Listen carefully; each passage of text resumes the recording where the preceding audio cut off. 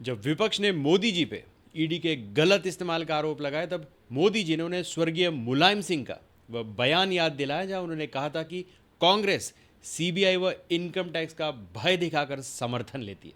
आगे क्या कुछ मोदी जी ने कहा, आइए सुनते हैं। आदरणीय सभापति जी, इस सदन में, ये उच्च सदन है, यहां विकास के विजन पर चर्चा होना स्वाभाविक अपेक्षित है, लेकिन भ्रष्टाचार के गंभीर आरोपों से घिरे लोग, ये कांग्रेस वाले भ्रष्टाचारी बचाओ आंदोलन चलाने लग गए हैं बेशर्मी के साथ। जिनको सजाएं मिली है भ्रष्टाचार में, इनके साथ तस्वीरें निकालने में को मजा आ रहा है। पहले ये लोग हमको पूछते थे, बातें तो बड़ी करते थे, भ्रष्टाचारियों पर कार्रवाई क्यों नहीं होती है। और जब भ्रष्टाचारी जेल जा रहे हैं तो हंगामा कर रहे हैं। क्या आप लोगों को जेल क्या भेज रहे हो। आदरणीय सभापति जी, यहां चर्चा के दौरान केंद्र की जांच एजेंसियों पर आरोप लगाए गए हैं। जांच एजेंसियों का ये सरकार दुरुपयोग कर रही है, ऐसा कहा गया है। आदरणीय सभापति जी, अब आप मुझे बताइए, भ्रष्टाचार करे आप, शराब घोटाला करे आप, बच्चों के क्लास के बनाने में घोटाला करे आप, पानी तक में घोटाला करे आप, आपकी शिकायत करे कांग्रेस, आपको कोर्ट में घसीट करके ले जाए कांग्रेस, और अब कार्रवाई हो तो गाली दे मोदी को।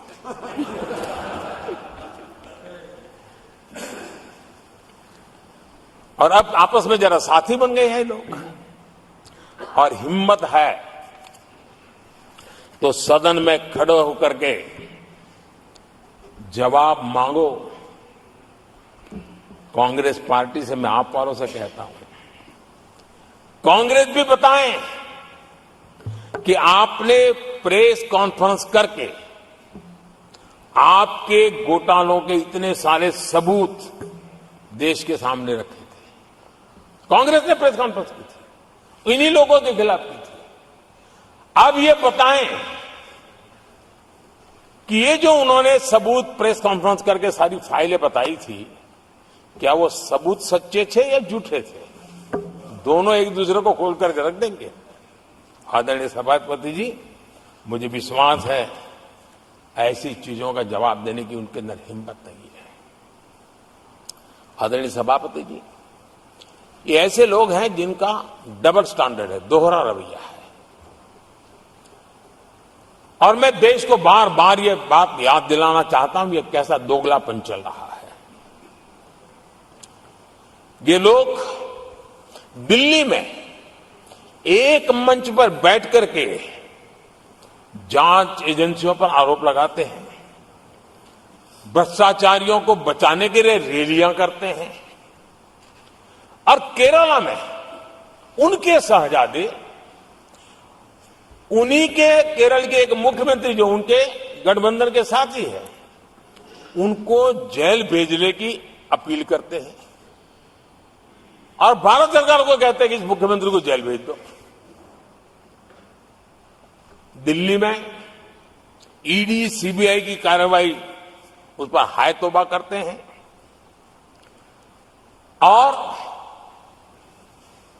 वही लोग उसी एजेंसी से केरल के मुख्यमंत्री को जेल भेजने की बात करते हैं, शहजादे। तब लोगों के मन में सवाल उठता है कि इसमें भी दोगलापन। आदरणीय सभापति जी, छत्तीसगढ़ में कांग्रेस सरकार के मुख्यमंत्री के साथ शराब घोटाला जुड़ा। यही आप पार्टी वाले चीख चीख करके कहते थे कि ईडी सीबीआई को लगा दो और इस मुख्यमंत्री को जेल में डाल दो, खुलेआम कहते थे।